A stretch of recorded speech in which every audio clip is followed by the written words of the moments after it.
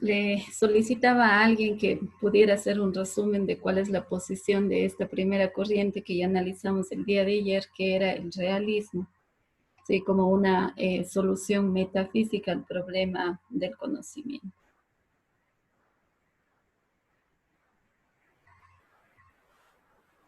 ¿Alguien se anima a explicar el realismo?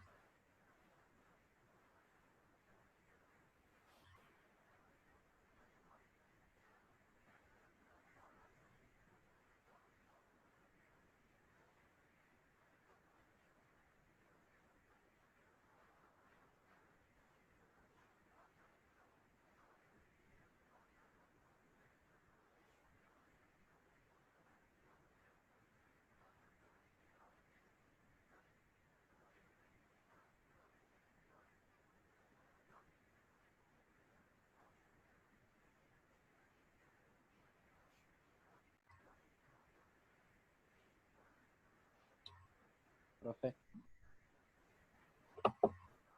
¿sí me escucha, profe? Omar, sí. Ya, ya, profe. Yo quiero, profe, hacer un resumen del realismo. Puede, no sé si acercarse un poquito más al micrófono porque se le escucha bien bajito. Ahí, profe, ¿ahí me escucha tal vez? Ahí está mejor. Ya, profe.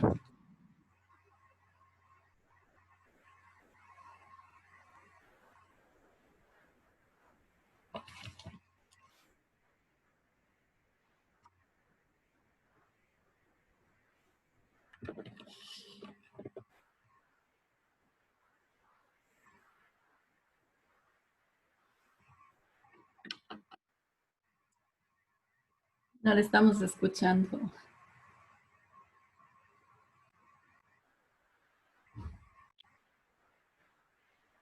¿Ahí me escucha, profe? Ya, ahí sí. Ya, no sé hasta qué parte me escuchó. Nada, no le escuchamos. Ah, no le escucho. Ya, a ver, empiezo con el realismo. Bueno, vemos que es una posición epistemológica donde dice que hay cosas reales independientes de la conciencia. Tenemos varios tipos de realismo. Eh, Como primer punto tenemos el realismo ingenuo, el cual nos dice que todas las cosas nos aparecen tales como las percibimos. Como usted tiene en su presentación, también todas las propiedades corresponden al objeto. En el realismo natural nos dice que todas las propiedades existen en nuestra conciencia, es una diferencia del realismo ingenuo. Eh, y como último punto tenemos el realismo crítico. Nos dice que las cualidades están fundadas en la naturaleza de los objetos. Ya, profe. Y yo lo que tenía, profe, una pregunta era sobre el realismo volutivo, creo que era. Volitivo. Volitivo, ese yo no lo entendí muy bien, no sé si me puede ayudar Claro. con ese de ahí. Perdón, no sé si le entendí bien. ¿Cuál tipo de realismo usted dijo que todo pertenece a la conciencia? O creo que escuché Eh, mal. ¿Puede aclarar? Todas las propiedades existen en nuestra conciencia. ¿Qué Ese, tipo de el realismo? natural, profe. El natural, profe. No, ahí hay una equivocación, porque recuerde usted que el realismo admite la existencia de objetos de forma independiente de la conciencia. Entonces, lo que está afirmando el realismo natural dice hay una diferencia entre el objeto y la percepción del objeto, es decir, seguimos admitiendo que el objeto es exterior al sujeto, solamente que ahí hacemos una diferenciación y decimos que el sujeto percibe al objeto, pero obviamente el objeto sigue existiendo de forma independiente a lo que pueda conocer el sujeto. Esa es la posición fundamental del realismo. Entonces ahí creo que hay una distorsión para que usted la aclare o la corrija. Sí, en el primer punto distingue entre el contenido de la percepción y el objeto, pero más abajo de lo que le anoté, a lo mejor le anoté mal y sí le puse lo que le expliqué, a lo mejor fue equivocación mía, profe. Ya, lo de la conciencia, sí, porque eso ya dejaría de ser realismo si es que decimos que todo pertenece a la conciencia del sujeto. ¿Sí? Entonces ahí más bien hay que revisar. Gracias, Omar. Entonces paso justo a la siguiente diapositiva en la que están señaladas algunas ideas de este tipo de realismo que no habíamos analizado el día de ayer. Se menciona que es propia de la filosofía moderna del siglo XIX y ahí se mencionan algunos autores que representan a este tipo de corriente, ¿sí? Entre ellos está Dilthey, Kohler, Scheller, dice muy apegado a su fenomenología de dirección realista. Esto ya vimos cuando trabajamos las corrientes premetafísicas. ¿Y en qué consiste este tipo de realismo? Lo que tiene como punto de partida es afirmar que el sujeto no es un ser exclusivamente intelectual, sino que la voluntad es una de las características esenciales también del ser humano. Entonces, ¿en qué aporta aquí la voluntad? Porque acuérdense ustedes que cuando estamos haciendo un debate en torno a cómo conocemos, lo que está en primer plano es el tema del pensamiento, la inteligencia, pero queda en segundo plano el tema de la voluntad. En cambio, esta corriente considera que el dejar de lado el pensamiento y centrarnos en la voluntad nos llevaría a tener criterios que nos lleven a afirmar que el mundo se resiste a nuestros deseos y a nuestra voluntad. ¿Sí? Esa es la primera posición de esta corriente. Dice, las cosas ponen resistencia a nuestras voliciones y deseos y en esas resistencias vivimos la realidad de las cosas. Cuando yo leí esto me imaginé ejemplos y pensé qué sucede cuando nos golpeamos, por ejemplo. ¿Sí? A lo mejor ahí nos ponemos a pensar que no fuimos precavidos, que no tuvimos la seguridad o incluso la necesidad de haber sido más cuidadosos, pero finalmente, claro, ¿quién quiere golpearse? Nadie quiere golpearse. ¿Sí? Sin embargo, fíjense ustedes cómo el hecho de que los objetos se resistan a nuestra voluntad se constituye aquí como un argumento, podríamos decir, para terminar afirmando que los objetos sí tienen una existencia exterior independiente a la conciencia del sujeto. Sí, básicamente el texto resalta esta afirmación como una de las cuestiones claves para entender también este tipo de realismo que surge en el siglo XIX. Yo les coloqué ahí una imagen, si ustedes logran ver en la diapositiva, ¿sí?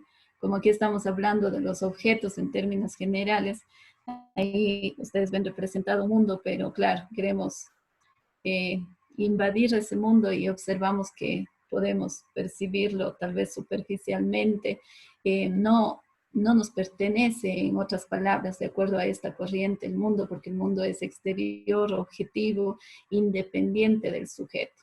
Lo primero que podemos hacer es acercarnos, ¿sí? Palparlo, esa sería una forma, por ejemplo, de conocerlo, pero obviamente aquí se sigue ratificando la tesis principal del realismo, que es la existencia independiente del mundo objetivo. Entonces, ahí hemos abordado ya esta corriente que todavía no habíamos mencionado en la clase anterior. ¿Alguien tiene alguna pregunta de esta corriente o si no, pasamos a la siguiente? Yo, esta sería la corriente más o menos que dice que, o sea, los objetos no necesitan de nosotros para cambiar, ni de nosotros ni de nuestra conciencia. Creo que, si mal no estoy, se ponía un ejemplo como que si, por ejemplo, no sé, una mesa o algo, eh, al cabo de un año ha cambiado sus propiedades y todo, no necesito de nosotros, entonces era como que es ajeno a nosotros. Muy bien, gracias por recordarnos este ejemplo que se menciona en el texto, Álvaro, ya que esta, por ejemplo, puede ser una de las evidencias mayores que respalda este tipo de corriente, porque evidentemente cuando nosotros estamos muy vinculados, ¿sí?, a ciertos objetos, a ciertas personas, no nos damos cuenta de los cambios. Y efectivamente en el texto se señala que al pasar el tiempo, si volvemos a tener contacto con ese tipo de objetos, vamos a percibir el cambio. Y eso no ha sido una cuestión buscada por el sujeto, sino algo totalmente independiente al sujeto. Eh, Pienso que sí, lo que acaba de mencionar Álvaro es fundamental para entender no solamente el realismo volitivo, sino en términos generales esta corriente. ¿Sí? Gracias, Álvaro. Entonces vamos a continuar, si es que nadie más tiene alguna aclaración con el realismo. Perdón, yo les puse aquí porque es importante que vayamos también fijándonos en cuáles son los principales argumentos que establece cada una de las corrientes para defender su posición o en algunos casos incluso para ir en contra de la posición anterior. Aquí el principal argumento que señala el realismo es que hay una diferencia entre las percepciones, en donde observamos que los objetos son percibidos por el sujeto, y las representaciones, ¿sí? En donde dice solo son perceptibles para el sujeto que los posee. Les expliqué el día de ayer esta diferencia, porque decimos, por ejemplo, si alguien observa una mesa y todos lo observamos, vemos ahí la mesa con ciertas características, pero cuando hacemos una representación de esa mesa, ahí sí van a interferir otros elementos que ya están implícitos en el propio sujeto. Pueden ser, por ejemplo, experiencias previas, recuerdos, y cada uno hará una representación probablemente desde esos propios esquemas cognitivos, ¿sí? Entonces, el realismo menciona esto, ¿sí? Por un lado hay percepciones y por otro lado representaciones. Las representaciones, por ejemplo, nos alejan más de lo que es el mundo real, pero para el realismo el punto de partida son las percepciones de los objetos.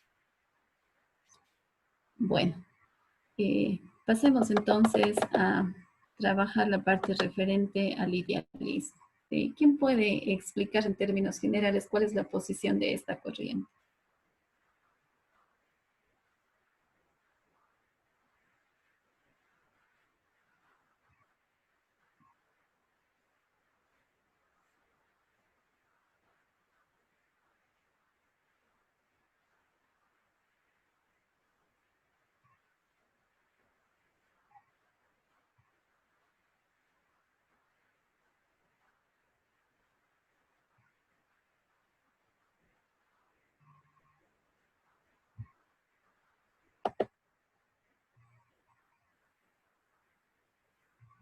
Chicos, ¿nadie se anima?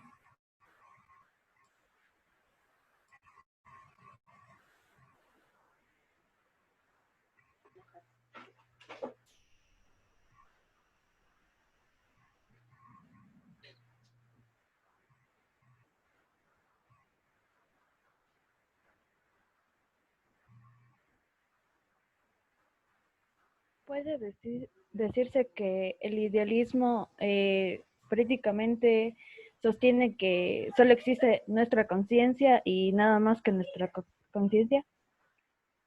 Sí, muy bien, Leslie. Sí, esa es la tesis fundamental.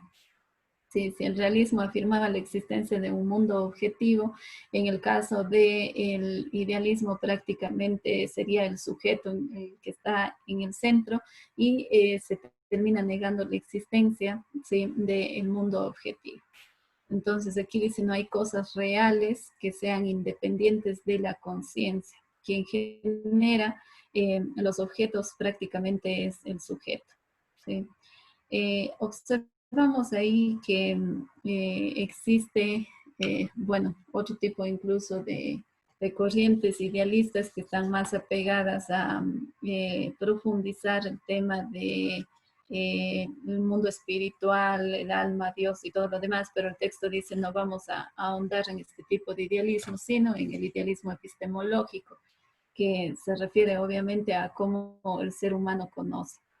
Y cuando se hace una clasificación de este tipo de idealismo epistemológico, se dice que existen dos corrientes, ¿sí? La subjetivista o psicológica y la objetivista o lógica. ¿Quién podría explicar la diferencia entre estas dos corrientes? Gracias a Leslie por participar, aclarando qué es el idealismo.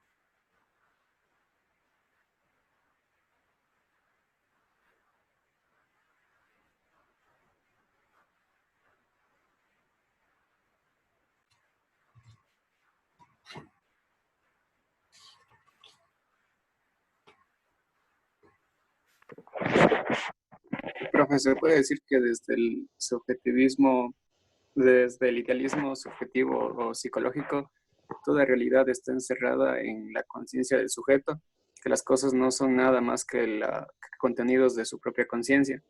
Y el objetivo lógico parte de la conciencia objetiva de la ciencia. El contenido de esta conciencia es sino una suma de pensamientos. Ya, muy bien. Gracias, Kevin. Entonces, logramos ver ahí la diferencia. Dice, una cosa es que el sujeto sea consciente, ¿sí?, en torno a las cosas que percibimos, y otra cosa es que el sujeto sea el creador de esas cosas, ¿sí?, que percibimos a través del pensamiento. Entonces, aquí hay una diferencia en la medida en la que el el idealismo objetivo lógico termina creando, fíjense ustedes, los propios conceptos que nos ayudan a entender esa realidad. En el caso del subjetivismo psicológico, dice, se le llama también conciencialismo, porque el sujeto llega a ser consciente en torno a los objetos que percibimos, ¿sí? Ustedes logran ver que ahí hay subcorrientes, incluso se habla del empirio-criticismo, en donde se prioriza el tema de las sensaciones, y la filosofía de la inmanencia, porque dice todo es inmanente a la conciencia, y eso nos termina finalmente llevando a una posición, fíjense ustedes, bastante extrema, llamada solipsismo, en donde se dice no existe nada más que la conciencia del propio sujeto, ¿sí? Entonces, no es igual hablar de pensamiento lógico que hablar de la conciencia que puede tener el sujeto frente a la percepción de los objetos. Lo primero hace referencia al nivel de conocimiento que llega a tener el sujeto en ese tipo de percepción, y en cambio la segunda corriente hace referencia a la creación de los propios conceptos por parte del sujeto a través de su principal, digamos, característica, que es la racionalidad. ¿Sí? Bueno, ustedes tienen incluso más detalles en el texto, y ahí se hacen referencia incluso a autores. Creo que enfatizando un poco más el objetivismo lógico u objetivo, en la que se mencionan incluso algunas también subcorrientes, como se lo hace en el idealismo subjetivo psicológico, por ejemplo, el panlogismo. ¿Quién podría explicar en qué consiste el panlogismo?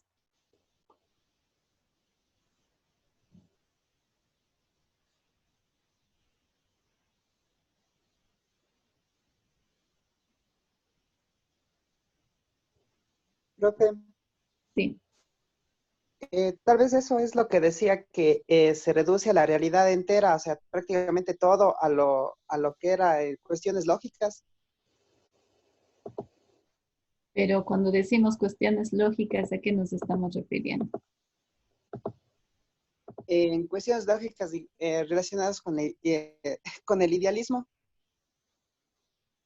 Cuando decimos cuestiones lógicas, son creaciones del pensamiento, ¿sí? O sea, todo, pan significa todo. Logismo viene de lo lógico, es decir, todo es una creación del pensamiento, ¿sí? Eh, Eso puede llegar a parecer extremo, y se muestra cómo algunos autores fueron elaborando este tipo de idealismo, pero siempre no un panlogismo tan puro como sí lo hizo Hegel. Incluso se menciona ahí el caso de la escuela de Marburgo, de Fichte, y finalmente dice Hegel es el que llega realmente a admitir que todo está regido por la idea, ¿sí? Ese fue su sistema filosófico, y él dice, termina completando esta posición, este posicionamiento desde la teoría del conocimiento a través de su método dialéctico. Se reconoce entonces en los autores anteriores algunas falencias que no llegan a, porque dice, se termina a veces combinando esa posición con otras posiciones, pero quien hizo realmente panlogismo en sentido puro fue Hegel, ¿sí? Porque su sistema fue el idealismo alemán, ustedes recordarán. Entonces, José, gracias por su participación. el panlogismo hace referencia a reducir todo a la idea, ¿no es cierto?, creada por parte del sujeto, para a partir de eso dar explicación a todos los acontecimientos. Muy bien, Profe, no sé si es que, sí, profe, yo tengo aquí una pregunta claro. con respecto al idealismo subjetivo o psicológico. No sé si ya hemos hablado de Berkeley, creo. Ajá, Bueno, ya.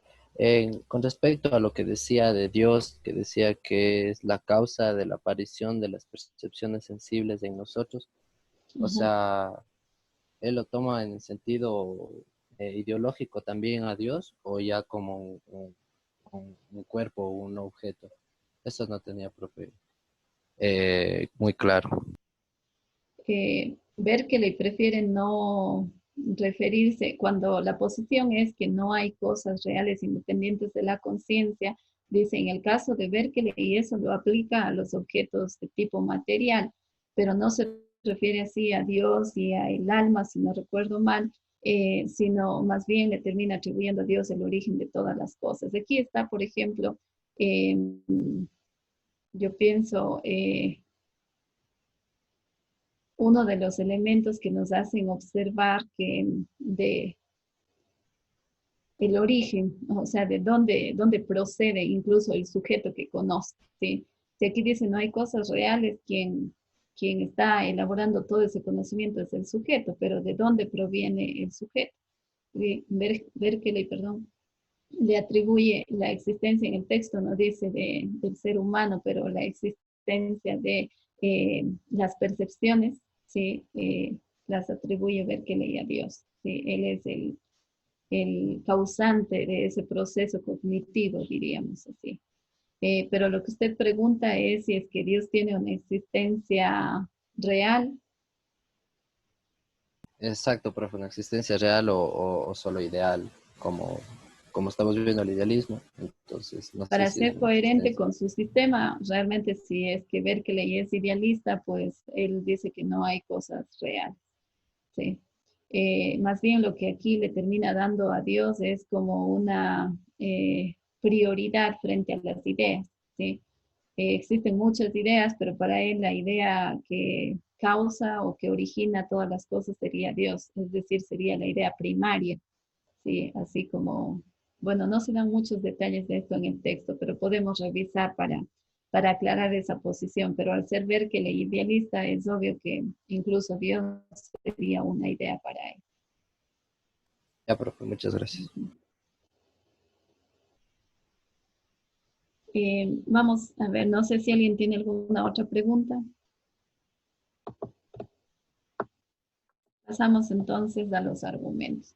En el texto nosotros observamos que en el caso del realismo, se dan argumentos a favor de su propia corriente, pero observamos que lo que pretende hacer eh, el idealismo es ir en contra de la corriente anterior, que es el realismo. Fijémonos entonces cuál es el argumento. Dice, cuando pensamos un objeto, hacemos de él el contenido de nuestra conciencia. Afirmar que existe fuera sería una contradicción. ¿Sí? Entonces, este argumento está elaborado en contra de los realistas. Dice, todo lo que conocemos está o pasa por las estructuras cognitivas del sujeto. ¿Sí? Entonces, no podríamos conocer sin esas estructuras cognitivas, ¿sí? Porque para ellos sería una contradicción. Pero fíjense ustedes en el contraargumento. Dice, no hay contradicción, porque el objeto es independiente y sigue existiendo cuando lo pensamos, porque al pensarlo nos estamos refiriendo al contenido de ese objeto y no al objeto como tal. ¿Sí? Entonces, el punto de partida es acá decir, por ejemplo, estoy observando la computadora. Cuando observo la computadora, mis estructuras cognitivas están interfiriendo y yo no puedo conocer al objeto como tal, porque ya están interfiriendo esas estructuras cognitivas.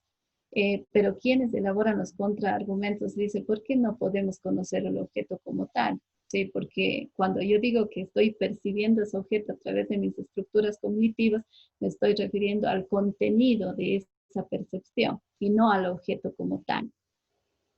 Si ustedes se fijan, el texto dice, se trata de un intento frustrado, porque el argumento que quiere elaborar el idealismo para ir en contra del realismo realmente no es válido, ¿sí? Porque ahí no hay ninguna contradicción, ¿sí?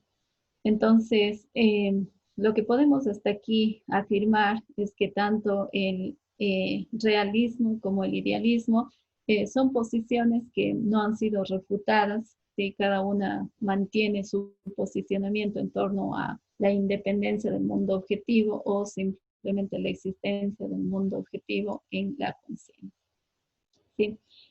No sé si alguien tiene alguna pregunta en torno a estas dos corrientes para pasar a la tercera. Ya nos queda poquito tiempo, entonces, sin embargo, las preguntas son importantes para aclarar si es que existiera alguna duda.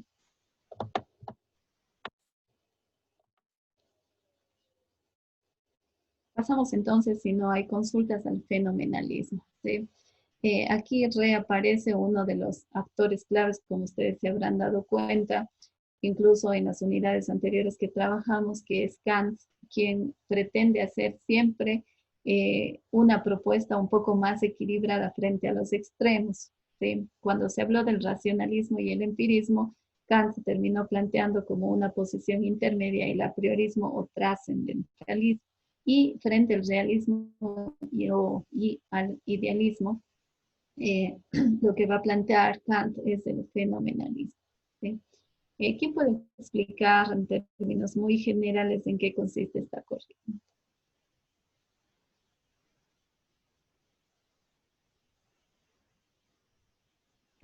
No sé si yo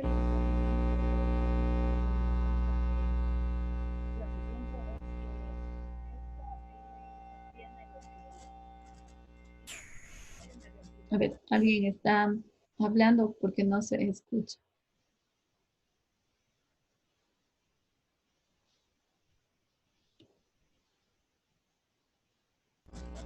¿Profe, ¿me escucha?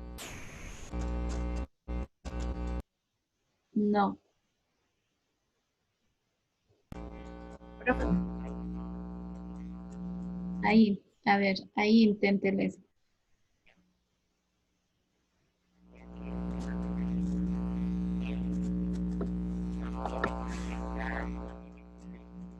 No, hay como una Está interferencia. haciendo interferencia. Sí, no se escucha.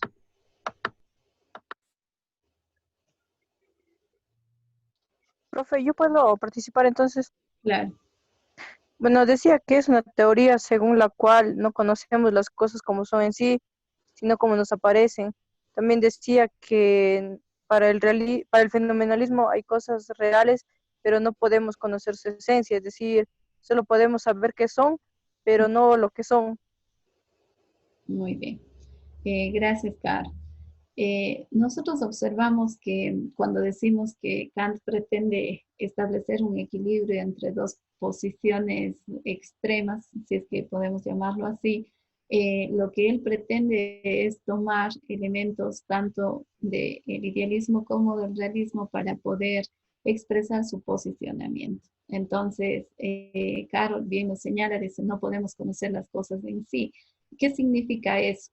Primero, que no está negando la existencia del mundo objetivo, ¿sí? El mundo objetivo existe, pero de acuerdo a Kant no podemos conocerlo tal y como existe, ¿sí? Porque todo está mediado por nuestras formas a priori, tanto de la intuición como del conocimiento. Entonces, si bien hay esas cosas reales, dicen, no podemos llegar a conocer su esencia, porque siempre el conocimiento estará mediado por esas formas a priori, ya sea del conocimiento o, perdón, del entendimiento o de la intuición, ¿sí? Entonces, es importante que observemos, ¿sí?, qué elementos toma Kant del realismo y qué elementos toma del idealismo. Dice, el realismo sostiene que existen cosas reales, Kant no lo va a negar, pero fíjense ustedes que frente al racionalismo crítico, Kant termina incluso negando las cualidades secundarias a los objetos, tanto primarias como secundarias, ¿sí? En el caso del idealismo, dice, limita el conocimiento a la conciencia. ¿Sí? Esa posición es más clara incluso en el fenomenalismo. Yo les pongo aquí, ¿en qué se diferencia entonces el fenomenalismo del realismo y del idealismo? ¿Cuáles serían sus posicionamientos claves para entenderlo como una posición contraria al idealismo y al realismo?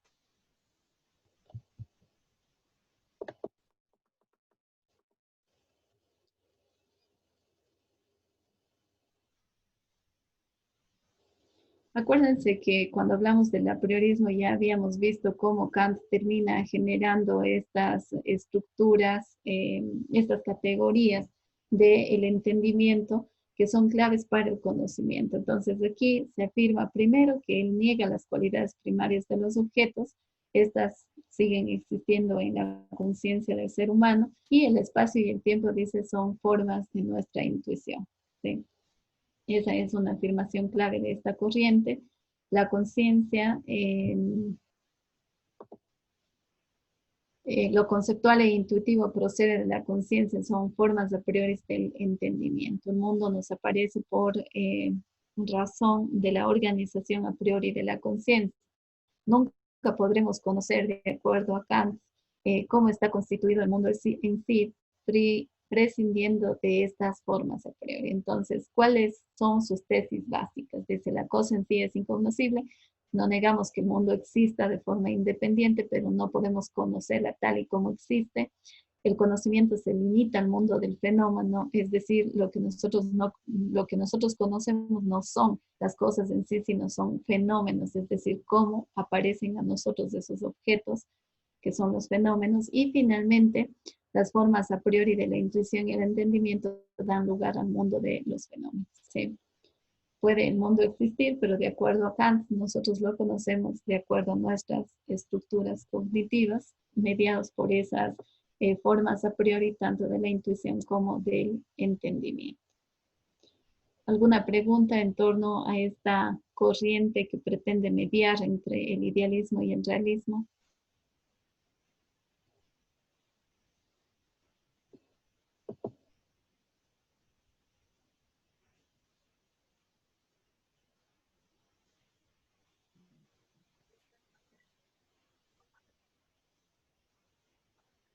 Profe, tal vez en los tres pasos, la tercera, no sé si podría explicar un poco. Ya, entonces aquí se dice,